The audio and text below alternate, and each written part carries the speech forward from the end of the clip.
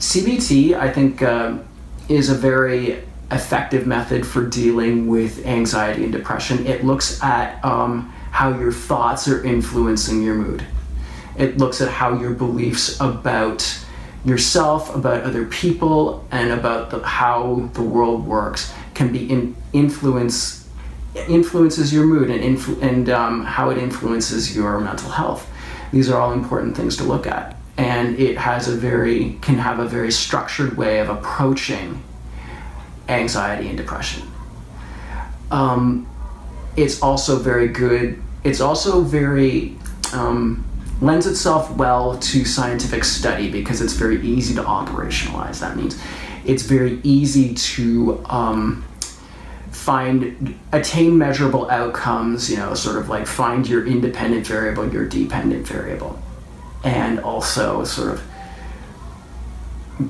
measure change because it's very, very structured.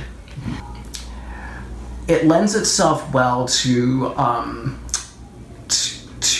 peer-reviewed articles and scientific study.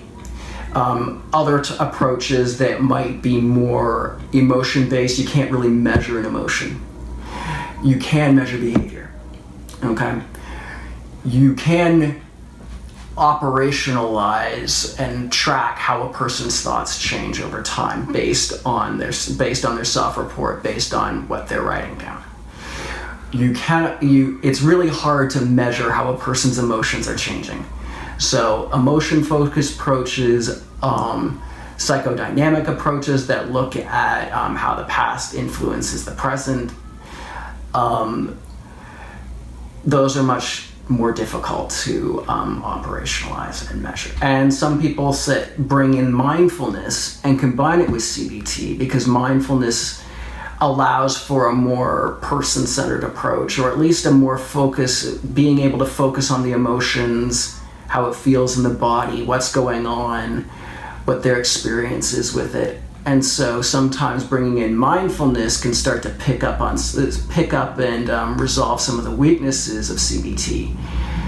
And conversely, sometimes CBT is good for picking up and dealing with some of the weaknesses of mindfulness. And so some studies are actually showing that mindfulness and CBT together work better than one or the other.